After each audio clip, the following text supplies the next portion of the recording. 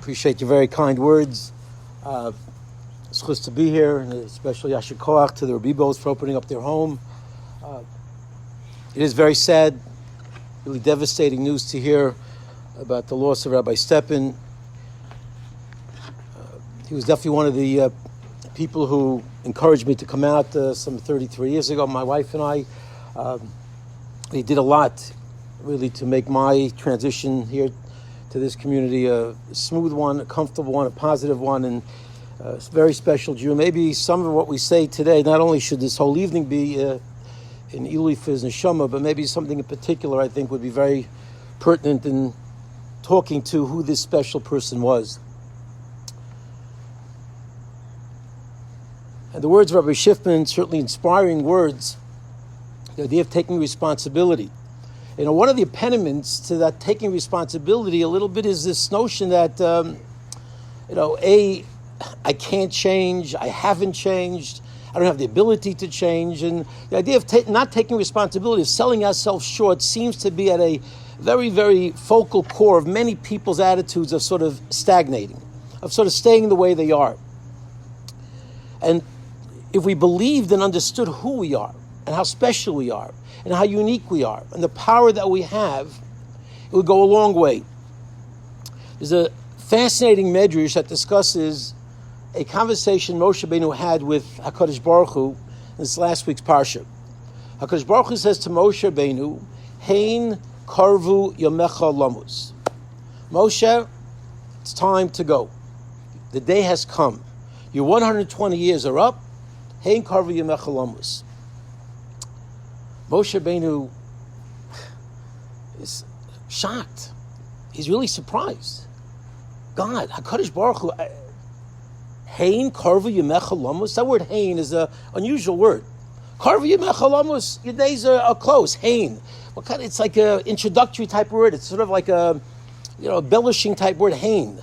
Behold, or it's just one of those words that sort of just hang out there. What? Hein?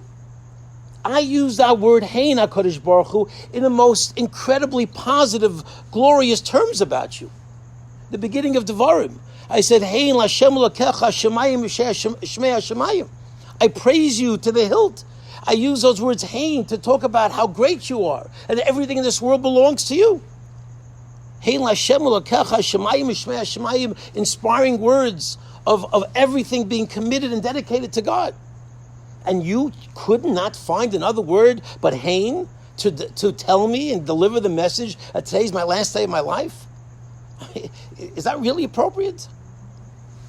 I guess we can't talk that way to HaKadosh Baruch. I guess Moshe, he had that special relationship. So what's going on here? So I won't take you through the whole medrash. There's a lot to analyze in that medrash. But basically, the short version of HaKadosh Baruch Hu's answer to Moshe Rabbeinu was, Moshe, you seem to have selective memory. You use that word hein another time. You remember the time that you praised me with the word hein. But you remember when else you used the word hein? Do you remember back in the beginning of Shemos when I asked you to go and take the Jewish people out of Mitzrayim? I sent you on the most important mission of all time? And what did you say?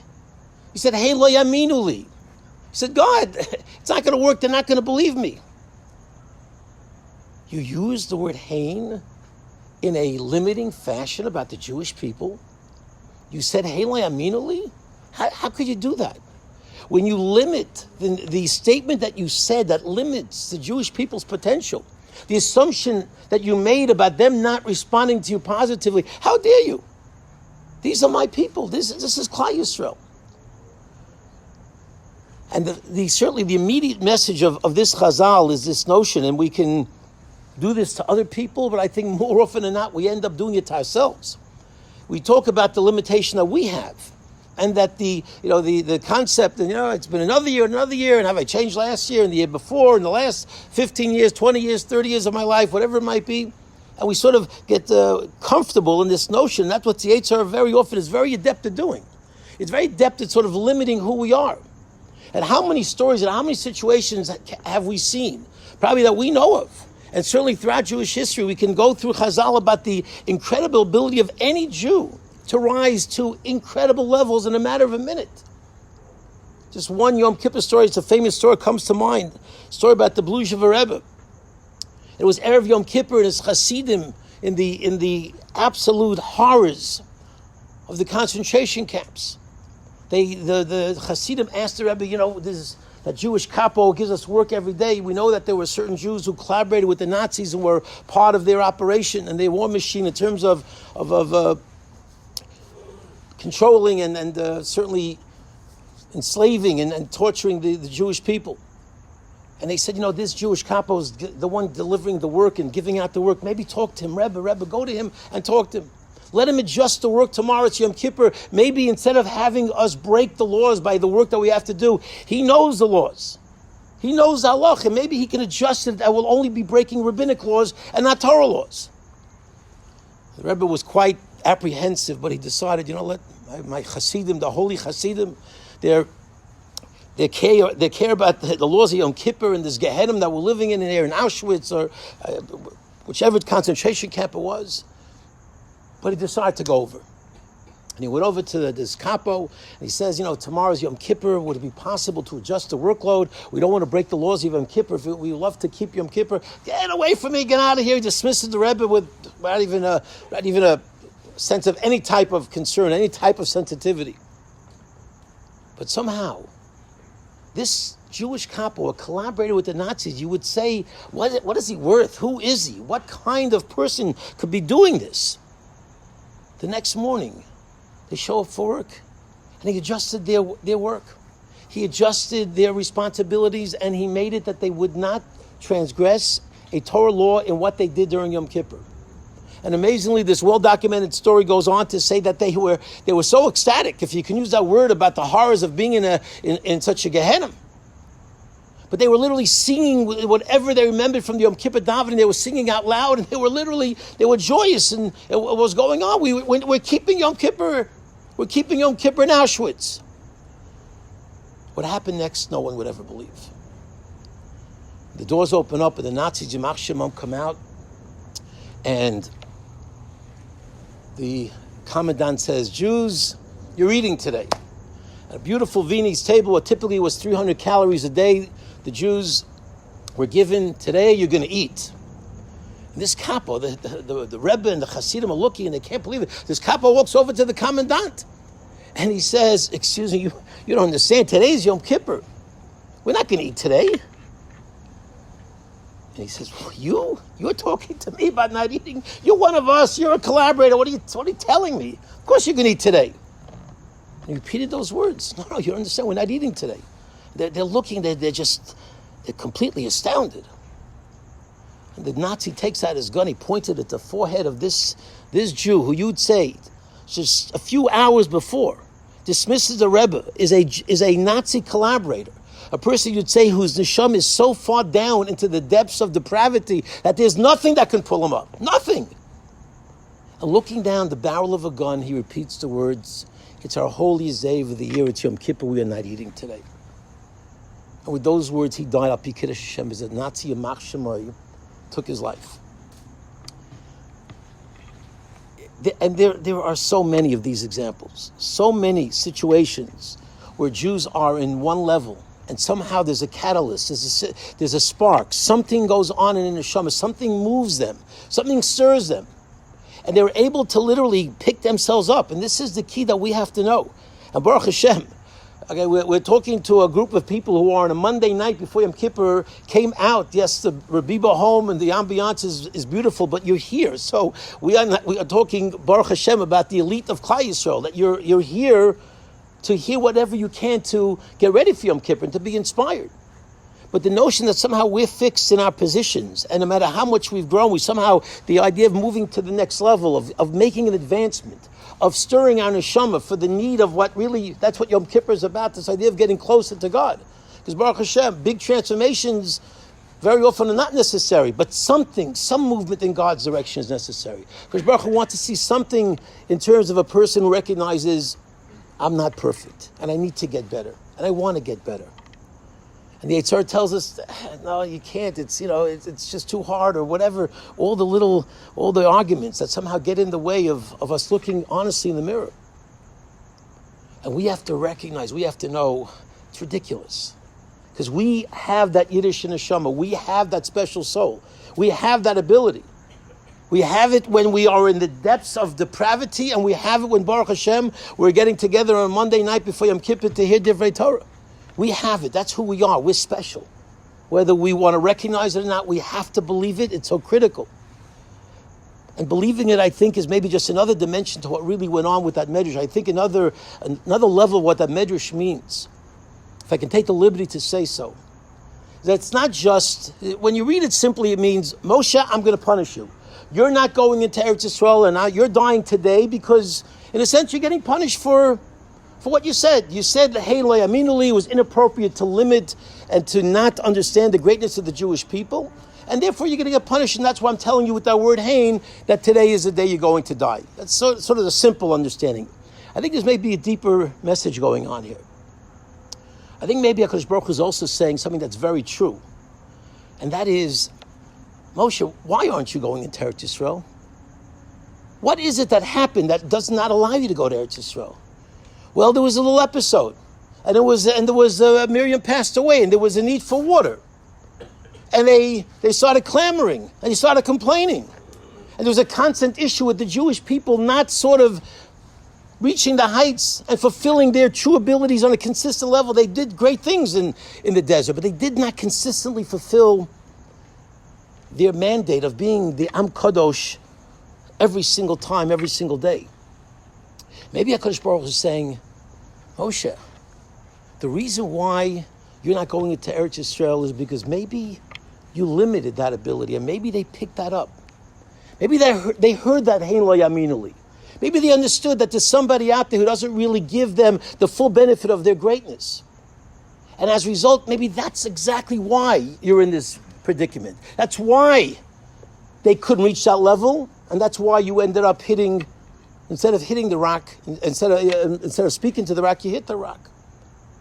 Because you're in a position where, had you given them maybe that extra understanding and appreciation, my Klal Yisrael, my children, my Talmidim.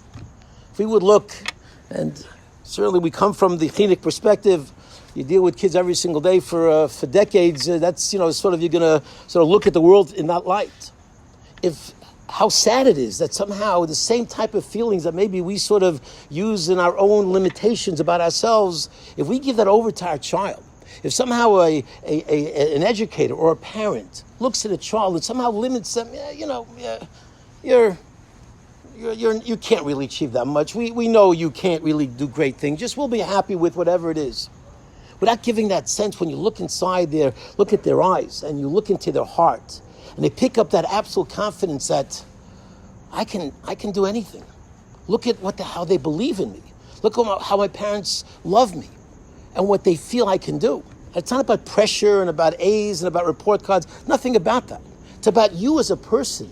You have such greatness. You have such nobility. You're so special. You can be kind. You can be sweet. You can be generous. And you can do such great things.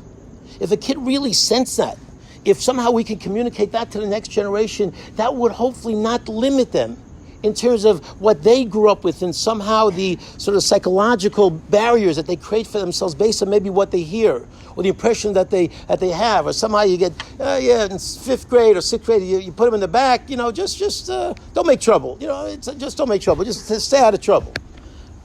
What's the message? What is that child feeling? So maybe Moshe Rabbeinu was, in a sense, almost directly Mida Keneged Mida punished by sort of saying, Moshe Rabbeinu, your 120 years are up because you somehow didn't give Klal Yisrael fully, as great as he was, but Hein Lo Yaminuli, that's sort of going to be out there as somewhat of, on this incredible leader, somewhat of a criticism. And one of the point, because somehow stirring oneself is not so easy. How do we move? We are so sometimes, and we think back in our own lives. Somehow, try to do something. I made resolution after resolution, and somehow, what happened that this time it worked? This time I was able to spark myself. This time, I said I was going to stop smoking or lose weight or whatever it might be, and 20 times it happened. Somehow it didn't work. Somehow we can bring about a certain inspiration within us, and amazingly, Moshe Rabbeinu says this in the last day of his life, also in last week's parsha, Vayelech Moshe. Moshe walked out, the Sephirah says he inspired himself. The Moshe Rabbeinu took the time to sort of psych himself up. He took the time to get into a zone, an emotional and spiritual zone, which clearly means it takes time. It means we have to devote that type of focus to be separate, to be introspective, to somehow have that hisbodedus, that isolation where we can really look at ourselves and look into our hearts and sort of say, I need to do better. I can do better. I can make a slight difference could be such a great difference in HaKadosh Baruch Hu's eyes. The idea of tshuva is, the Rabbi Yisrael Slanta says, the idea of tshuva is just sort of making any type of improvement and recognition that I'd like to come closer to you, HaKadosh Baruch Hu. That's a movement of light years in God's eyes. That idea that it's something that's necessary. If Moshe Rabbeinu, on the last day of his life, the last mission to console the Jewish people about his death and to sort of go around to all the different tribes and say, it's going to be okay, it's going to be okay. You're going to do fine without me. Moshe, he needed to be inspired for that. He needed to be misorer. He needed to sort of get himself ready. Moshe lived a life of inspiration. But apparently even he needs that. And we have to, it's one of the themes of Rabbi Yisrael Slanter's life, to try to tell people, if we want to grow, it's not just going to happen. We just can't snap our fingers. It requires constant thought and analysis. He talks about cheshbon nefesh, the idea of taking time to analyze oneself. And we take 5 minutes a night. 5 minutes to stop and to reflect. How was my day? What was my report card today? How did I do today? Did I pass that test? How did I do with this situation? Was that Lashon Hara appropriate, or maybe it should have been avoided? What exactly is going on in my life? That would be so much of an accomplishment of that sense of being misorer, of inspiring oneself, of taking that time to reflect and to see what is it I have to do. And this idea of sort of looking inwardly, as Rabbi Schiffman said, we'd like to sort of blame everybody else. There's an incredible story I heard about the Baal Shem Tov story. I don't know that many, but this one really stuck with me. I heard it a few years ago. Incredible Baal Shem Tov story about a fellow who had that mentality. He went to the Baal Shem Tov. He says, Rebbe, I hear all these wonderful stories about seeing Eliyahu Hanavi. This Rebbe discussed with Eliyahu Hanavi. This Rebbe learned with Eliyahu Hanavi. This great tzaddik, discussed something with Eliyahu Hanavi. I want to see Eliyahu Hanavi. It's not fair. I want to see Eliyahu Hanavi too. Why should only these special? I'm a Jew. I'm pretty special. I want to see Eliyahu Hanavi. So we would have think the Baal Shem Tov would have said, "Don't stop wasting my time. What are you? You're some kind of simple person." He didn't say that. He didn't throw him out because maybe start learning some Torah. No, he didn't say do a tshuva. No. He says, "You want to see Eliyahu Hanavi? I'll tell you what. Take some food, Erev Shabbos, Friday, go over to the neighboring town, sit in the back of shul, and you'll meet Eliyahu Hanavi." Great. Takes his food, packs his bag, goes to the back of the shul, a neighboring town, and davening is over. He's waiting with this great moment. When's he going to land? And nothing happens. The shamish is about to close up the shul. He's the only guy left sitting in the back. He says, "Hello. Have you noticed? I'm here." He says, "Oh, sorry. You're here for Shabbos. I guess you need a place." "Well, you know what? I can't give you a place to sleep. Why don't you just sleep in the shul? But why don't you have some food? Why don't you take over to the almona's house? There's a widow in town with a little boy. Why don't you eat with her, and you'll sleep in the shul, and that'll be your Shabbos." Not exactly thrilling type of situation, but you know what? He decides to go. He knocks on the almona's door. I'm in town. Okay, fine. Came in, spent the Friday night meal, Shabbos meal. He had his food prepared, and they had a nice little Shabbos. Goes back to the Baal Shem Tov Sunday morning. Rebbe, nothing happened. I'm waiting for some epiphany. It didn't happen. He said, "Just go back again. Do this again." Okay, do it again. Goes back again. He's a loyal Jew. Next Friday, goes back to the same town. Literally the same drill. Eats in the almona's house. Brings the food. Eats at the almona's house. The widow with the son, and have a nice Shabbos. Comes back again. Rebbe, it's the second week. Nothing happened. He says, "Go back one more week. Go back another week." Okay, go back another week, goes back, third week, next Friday, goes back. But listen, he's not a stupid fellow. He says, "Listen, I have to sit in the back of the shul, wait for the shul to almost be closed, end up in the almona's. I'll go straight this time to the almona's house. Where I have to, go roundabout. Let me just cut right to the chase." So it's about, before Shabbos, he goes to the neighboring town. He's about to knock on the widow's door. He's about to knock on the door to say, I'm here, I came early, I want to drop off the food, I'll see you after minyan. And just as about to knock on the door, he hears a little boy screaming to his mommy, Mommy, it's almost Shabbos and there's no food in the house. What are we going to do? There's no food in the house. He says, he's listening very intently, and he hears the mother scream back, Tantala, don't worry. The last 2 weeks, Eliyahu Hanavi came and brought us food. He's good. Hashem will take care of us. It's going to be okay. And it just hit him. The Baal Shem Tov was delivering a very powerful message. Instead of looking for Eliyahu Hanavi all over the place, just look in the mirror. You be Eliyahu Hanavi. You have that ability. You can make a difference in somebody's life. You have that ability to uplift to the point that a simple Jew could be referred to as Eliyahu Hanavi. You know why? Because you're in the right place at the right time for a Jew in need. It's a powerful story on many levels. But it really reminds us of who we are and what we have inside of us. And that any Jew, certainly the ones who, Baruch Hashem, who are so focused on spiritual connection, who want so much to hear words that will help them, Bez Hashem, and help all of us to capitalize on this incredible gift of a day called Yom Kippur. Incredible day. It's a day really of joy. It's a happy day where HaKadosh Baruch Hu says, just come to me and pour out your heart, be honest, be sincere, take responsibilities, Rabbi Schiffman said, and that's it. You can wipe the slate clean and we move on. Incredible. But Rabbi Saul says that it requires a stirring of the soul. It requires a movement in God's direction. It requires a belief in knowing who we are and what we can accomplish. And we know as Klal Yisrael, as Jews, that is limitless. But as Hashem, let us recognize who we are. Let's recognize our potential. Let HaKadosh Baruch Hu, as Hashem, bless all of us to be able to make that movement. We need the Siyata D'Shmai from HaKadosh Baruch Hu to connect HaKadosh Baruch Hu in the right way. And that's Chus, Bez Hashem, all of us, all of Klal Yisrael, we Zocha, to Gemar Chassim Tova, and Bez Hashem, Mishnas Gula V'Yeshua.